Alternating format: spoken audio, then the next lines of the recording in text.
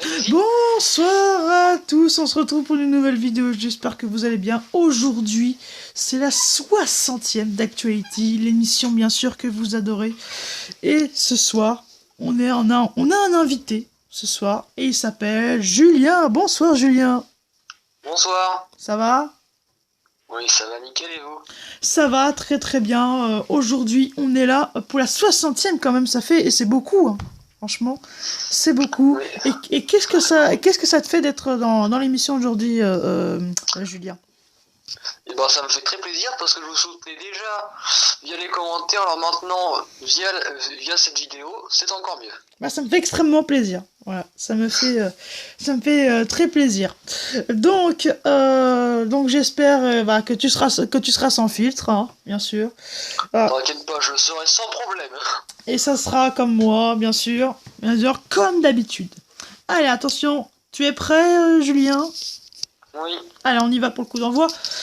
C'est parti! Au Moyen-Âge, un jeune homme de bonne famille pouvait-il être page avant ou après avoir été écuyer?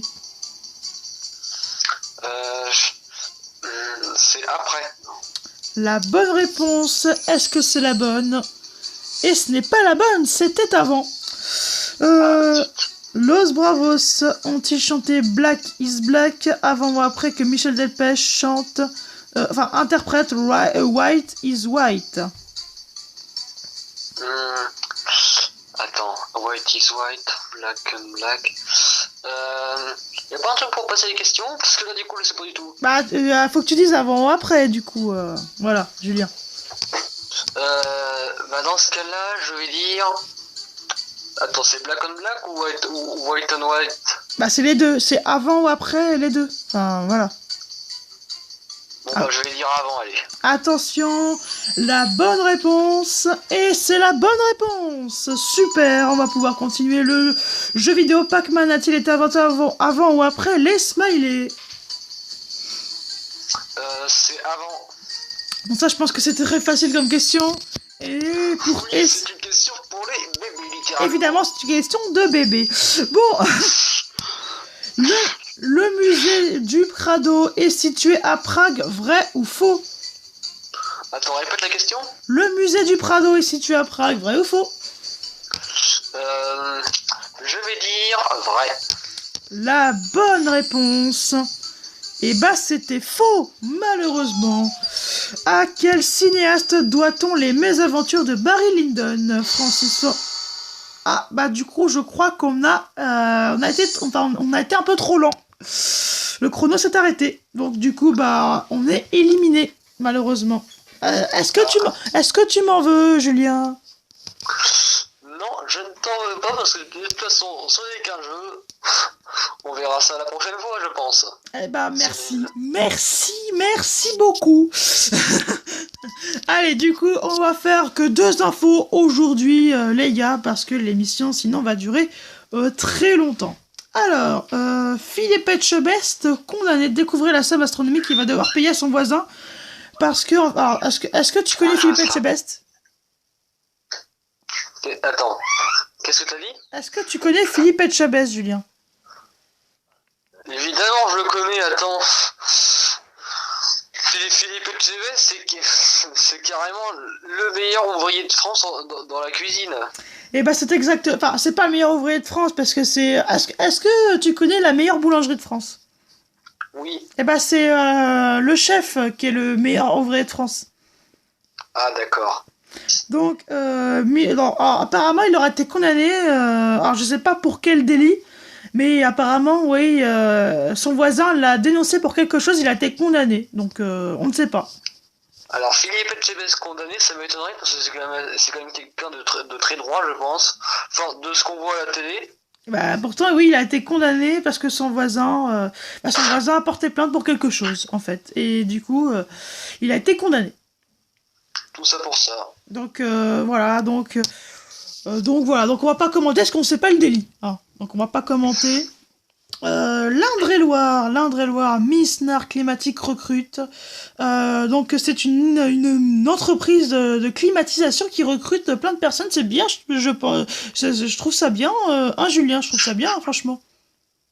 Oui, c'est très bien parce que parce que si une entreprise veut perdurer, autant qu'elle recrute, parce que franchement, s'il y a que des gens à la retraite, ça sera un peu plan-plan, je pense. Puis c'est vrai aussi, c'est bien pour la climatisation des gens et tout ça.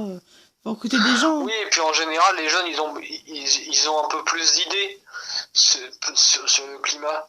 Oui, c'est vrai. Et en plus, c'est chez nous, c'est en Indre-et-Loire en plus. C'est dans notre région. Donc ça, c'est super en plus. Et là, on va vous annoncer une chose qui est beaucoup moins drôle et voilà, qui est très triste. C'est la mort de l'actrice Hélène Mike Crocky. Les stars de Harry Potter lui rendent hommage. Est-ce que tu connaissais Hélène Crocky? Non. Enfin, Mike Crocky. En fait, elle a joué dans Harry Potter. Ah, et ben je connais pas tous les acteurs d'Harry Potter. Alors, elle a interprété le rôle de Narcissa Malfoy. Ah oui, Malfoy, ouais, je vois qui c'est. Eh ben, c'est elle qui est décédée à l'âge de 52 ans des suites d'un cancer. Ah, zut. Donc, c'est très triste. Et alors, on pense fort à la famille, bien sûr, déjà.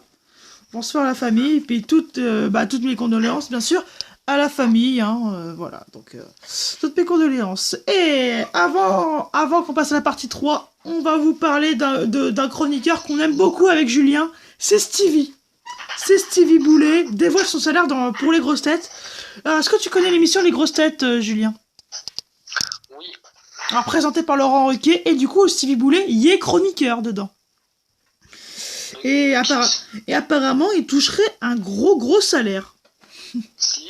Ouais, Stevie de Love Story. Est-ce que tu connais Ah oui, tu connais forcément, parce que tu l'aimes bien. Oui, c'est quelqu'un que j'aime bien. Ouais, moi aussi, je l'adore, hein, dans Touche pas mon poste. Justement, il fait partie des meilleurs, en tout cas. Et en tout cas, il est toujours souriant, c'est un truc de fou. C'est toujours. En plus, il a un style, on dirait un beau gosse. Ouais, c'est vrai, il a vraiment un très très beau style, il s'habille toujours bien, très classe. Franchement, voilà, franchement, je pense que déjà les téléspectateurs sont ravis de le voir tous les jours à l'antenne. Surtout les filles. Donc voilà, donc on va pouvoir passer à la partie 3, les gars, pour les audiences. Est-ce que tu es prêt pour les commenter, Julien? Oui. Donc, un Claire Coudray en forme, 66 minutes à un bon niveau, et le Canal Football Club proche du million, et pourtant ils étaient en tendance à la baisse. Allez, on y va, c'est parti. Donc, les journaux de la mi-journée, les 13 heures de TF1 d'un Claire Coudray, 6,35 millions. Hein. Donc là, c'est le journal de 13 heures qui a plutôt bien marché, hein, franchement. Je trouve que par contre, ça marche un peu moins bien que quand il y avait Jean-Pierre Pernaut.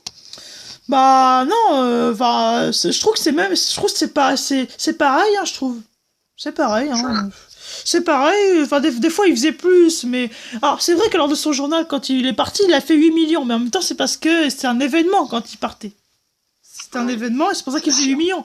Mais sinon les audiences c'était quasiment la même chose, hein. C'était 6 ou 7 millions. Mais après moi j'aimerais qu'il fasse plus, ça c'est vrai. Mais voilà. Le 13h de France 2 de Jean-Baptiste Marteau, 3,10 millions. Ça, je trouve que c'est un score catastrophique pour France 2. Hein. Catastrophique, 3,10 millions. Souvent, lors des journaux de 13h, ils font 4 millions. Et là, 3,10, franchement, c'est catastrophique, Julien.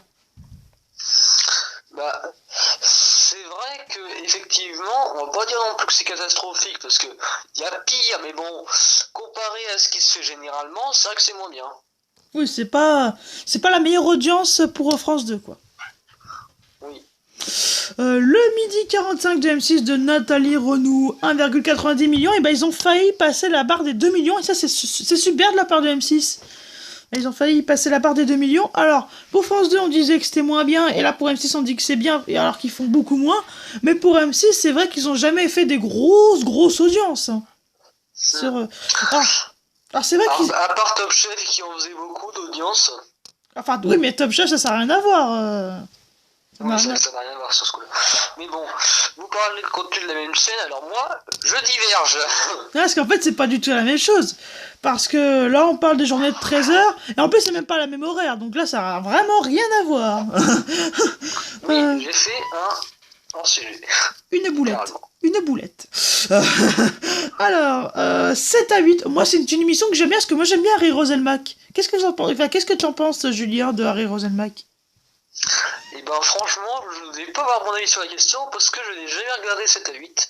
J'ai vu que la pub, alors franchement, Harry Roselmack, j'ai pas mon avis dessus, alors je vais pas répondre et puis on verra plus tard. Parce que moi, je le trouve, moi, si je dois donner mon avis sur lui, moi, je le trouve très charismatique et on voit, enfin, il est, en tout cas, à l'image, il donne une bonne image, en tout cas, à l'antenne, il a une image très sympathique, voilà, et très charismatique. Et moi, j'aime beaucoup, je trouve que c'est un des tauliers, et il a quand même présenté le journal de 20 heures il y a 10 ans, je crois. Hein.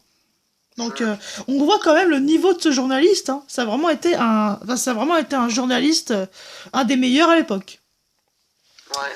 Donc c'est à 8,67 millions, ça reste des audiences plutôt bonnes, si on peut dire ça comme ça, franchement. Oui, on peut dire ça comme ça. C'est plutôt bien, franchement, c'est plutôt bien. 66 minutes en revanche, non, ça reste bien quand même, hein, parce que c'est quand même dans l'après-midi. 2,38 millions, je trouve c'est excellent. Hein, pourtant, c'est une émission qui est de l'après-midi, pourtant les gens sortent dehors dans ces heures-là. Et franchement, 2,38 millions pour un après-midi, je trouve ça énorme. Qu'est-ce que t'en penses, Julien, justement? Et ben franchement, c'est vrai que pour un après-midi, en général, les gens sont pas trop devant la télé. Alors 2,38 millions, c'est quand même surprenant. Oui, ça c'est vrai, je suis tout à fait d'accord. Les enfants de la télé, bah ils ont failli les dépasser, hein. 2,32 millions de téléspectateurs, ça s'est joué à rien. Et c'est 66 minutes qui est passé devant eux. Et c'est pareil pour les enfants de la télé, mais eux en revanche, c'est une grosse tendance à la baisse comparé à Arthur sur TF1 qui faisait 3 ou 4 millions. Là en revanche, pour Laurent Ruquier, c'est pas forcément des bonnes audiences. Même si c'est l'après-midi cette fois, oui, c'est vrai. Mais avant, l'après-midi, quand c'était Arthur, ça faisait plus que ça. Bah, c'est vrai que le fait qu'il y ait Arthur, bon, en général, c'est quelqu'un que j'aime pas trop en tant qu'animateur, mais bon, je pense que le fait d'avoir mis Laurent Ruquier à la place, ça a peut-être vieilli l'émission. Ouais, ça, je suis un petit peu d'accord. C'est politique, 858 000 téléspectateurs. Bon, France 5, ils sont pas habitués à des énormes audiences, mais j'aurais aimé qu'ils fassent plus. Franchement, j'aurais bien aimé qu'ils fassent plus parce que c'est politique. Alors c'est vrai que les gens s'intéressent de moins en moins à la politique, et il n'empêche que les jeunes, ils s'intéressent de plus en plus. Je trouve ça. Qu'est-ce que t'en penses, toi, Julien? Moi, je pense que les jeunes s'intéressent de plus en plus à la politique grâce à des émissions comme Balance ton poste, par exemple. Bah, c'est vrai que Balance ton poste, ça fait partie des émissions sur la politique. Ils sont accessibles pour les plus jeunes, donc ça leur permet, selon moi, de mieux comprendre ce qui se passe en politique. Après, il n'y a pas que ça, mais bon, les autres, on va peut-être pas en parler parce que j'ai peur qu'il y ait des problèmes après. Des problèmes, c'est-à-dire? Non, mais je me dis peut-être après parce que j'avais aussi comme idée 50 loups, mais bon, c'est plutôt pour s'en moquer. Ah mais oui, mais là ça n'a rien à voir. Là ça n'a rien à voir. Là c'est politique et 50 loups, ça a totalement rien à voir. C'est politique, c'est sur France 5 et 50 loups, c'est sur TF1. Donc Oui, mais les deux parlent de politique. oui, enfin là on fait de l'humour, là c'est vraiment de la politique. Donc ça a totalement rien à voir. Donc oui, mais c'est le même sujet au final. Donc 858 000, c'est des audiences plutôt moyennes, franchement. C'est des audiences plutôt moyennes.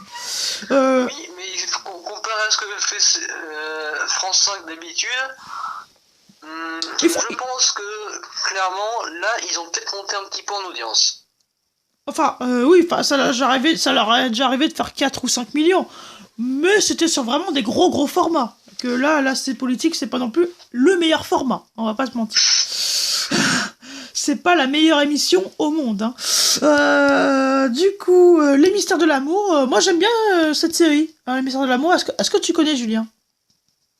Oui, je connais parce que mes parents regardent, donc au final, je connais quoi. Je trouve que c'est une très bonne série, je trouve. Bah après, chacun ses goûts, mais moi je suis pas trop fan de tous les trucs sur l'amour. Je trouve que ça fait un peu bobo. Oh, bah faut s'intéresser quand même. Faut s'y intéresser. Je m'intéresse, mais bon, pour ce genre de truc, bof.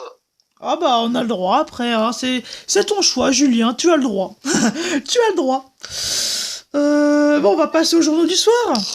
Bah, le 20h de TF1 qui a beaucoup mieux marché avec 7,20 millions de téléspectateurs. Je trouve que c'est vraiment des audiences incroyables, hein.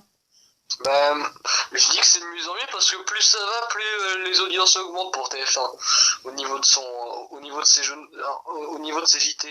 Ah, c'est vrai, parce que 7,20 millions, alors c'est vrai que c'est JT et que c'est important, mais on peut pas dire que c'est des audiences pas bonnes. C'est vraiment des excellentes audiences, hein. Et le 20h de France 2, c'est pareil, hein, 5,59 millions. Alors, ils ont déjà atteint la barre des 6 millions, ce qui était incroyable. Mais vraiment, Thomas Soto, est-ce que tu connais Thomas Soto, Julien? Oui. Et est-ce que tu l'aimes bien? Bah, c'est vrai que ça fait partie des animateurs que j'aime bien. Bah, là, dans ce cas-là, c'est un présentateur dans le 20h. Oui, présentateur, animateur, au final, ça revient un peu au même. Ah non, pas du tout.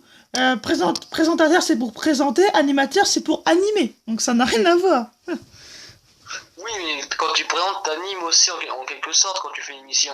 Non, quand tu présentes, tu n'animes pas. Tu présentes, tu dois présenter, voilà. Tu n'animes pas. Ah, tu peux un peu animer en faisant, voilà, un petit peu le show.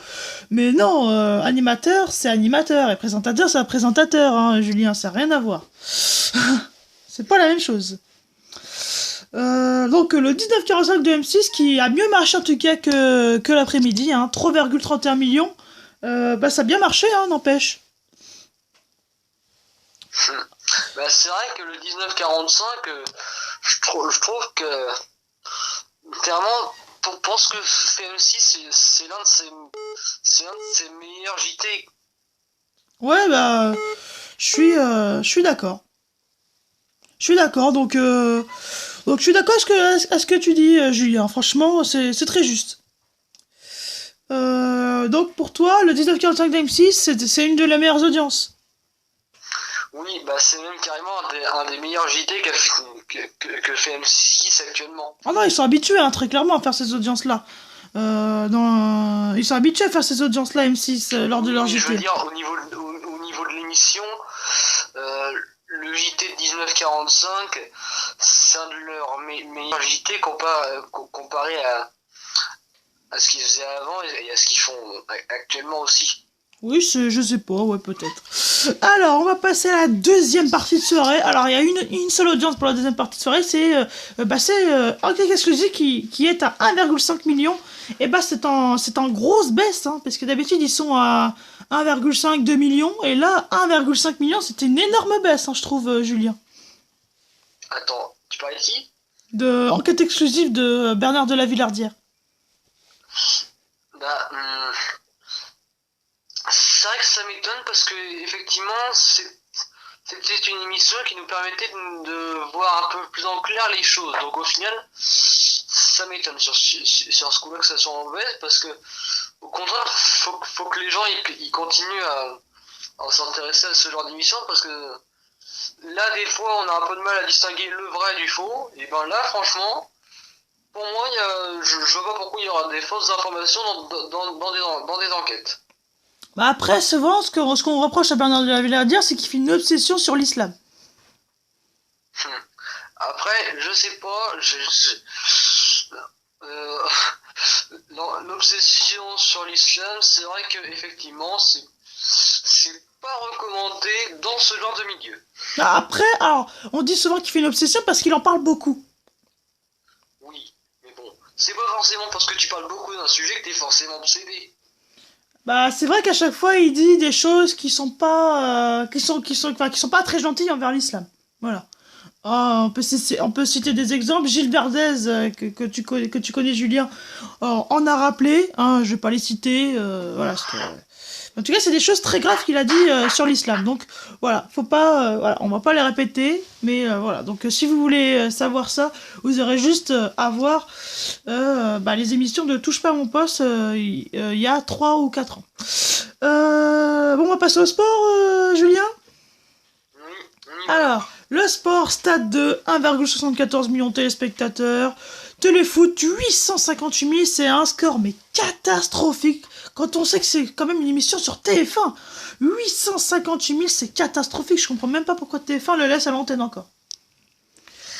Bah, moi je comprends parce que, après, c'est comme mon avis, mais moi je préfère regarder Téléfoot que Canal Plus Sport. Perso, au niveau de la présentation, je préfère Téléfoot à Canal Plus Sport. Non, Téléfoot, c'est une émission sur TF1. Oui, mais je préfère Téléfoot à Canal Plus Sport. Oui, mais là, tu peux pas comparer une émission et une chaîne. Bah, Canal Plus Sport, c'était pas une chaîne? Enfin, c'était pas une émission? Non, c'est une chaîne. Ouais, c'est une chaîne. Hein. C'était quoi le truc de tout à l'heure avec les audiences sur Canal? Je sais pas du tout. Je sais pas du tout. Ah non, c'est Canal Football Club. Ah oui, d'accord. Oui. Canal Football Club. C'est vrai que, effectivement, pour avoir vu les deux, je préfère personnellement, je préfère Téléfoot. Ouais. Au niveau présentation. Parce que 858 000, franchement, je trouve que c'est une audience catastrophique pour TF1. Qui franchement, bon, ça m'étonne pas, hein, puisqu'ils sont un peu, voilà. Mais franchement. En même temps, je pense qu'il y a pire. Bah, pour TF1, normalement, il devrait pas y avoir pire. Normalement, ça n'existe pas le mot pire pour TF1. Normalement, ils doivent toujours faire des bonnes audiences, TF1. Normalement, c'est la première chaîne française, donc je comprends même pas comment ils peuvent se poser la question de le laisser ou pas. Turbo, eux qui marchent plutôt bien, même s'ils sont moins forts que Téléfoot, pour eux c'est des bonnes audiences. Hein. 849 000, c'est pas mal, franchement, pour M6. Automoto TF1, c'est pareil, catastrophique, 832 000 téléspectateurs, c'est encore pire que Téléfoot. Donc là, franchement, les deux. C'est vrai que c'est vrai qu'en plus. Avec la concurrence avec Turbo, bon, ça a toujours été un peu la guerre entre Turbo et Automoto parce que c'est des émissions qui sont en concurrence, en quelque sorte. Oui, enfin, guerre, je sais pas, mais ils sont pas en guerre, mais ils sont en concurrence, oui. Oui, ils sont en concurrence, mais bon, quand je disais en guerre, j'exagérais un peu quand même. Faut pas non plus pousser le bouchon trop loin. Oui, ça c'est vrai, c'est vrai. Alors, justement, on en a parlé tout à l'heure, Canal Football Club, première partie, donc on avait dit tout à l'heure qu'ils étaient proches du million, ils sont à 971 000 téléspectateurs, c'est des énormes audiences, hein. On s'en rappelle, hein, ils faisaient 600 000, 700 000, et là qu'ils fassent 971 000, alors je sais pas si c'est parce que Pierre Ménez a été viré que les audiences remontent, mais en tout cas, 971 000, c'est des audiences juste exceptionnelles. Vraiment, bravo à Canal+. Et en plus, la deuxième partie a malheureusement baissé, 950 000, mais ça reste des bonnes audiences. Ils ont baissé que de 21 000, donc c'est pas fou. Voilà, c'est pas fou la baisse. Donc en tout cas, je voudrais vous remercier pour cette émission 60e aujourd'hui. Merci Julien d'avoir été avec nous. Merci à vous. Et voilà, merci d'avoir donné ton avis sans filtre, hein, comme d'habitude. Pas de problème, c'était un grand plaisir. Voilà, t'as donné ton avis sans filtre. On s'est bien amusé en plus avec les 12 coups de midi. Malheureusement, t'as pas réussi à atteindre le coup par coup, mais c'est un peu de notre faute tous les deux parce que le chrono a été lent. Et puis voilà. Enfin, nous on a été un peu lents tous les deux. Donc voilà, donc je voudrais vous remercier. On se retrouve demain avec un invité. Avec l'invité, ce sera une surprise. Normalement, je suis pas sûr encore parce que j'en ai pas encore parlé, mais j'espère qu'il acceptera et puis comme ça, ça sera son retour. Allez, je vous embrasse et je vous dis à demain. Ciao les gars.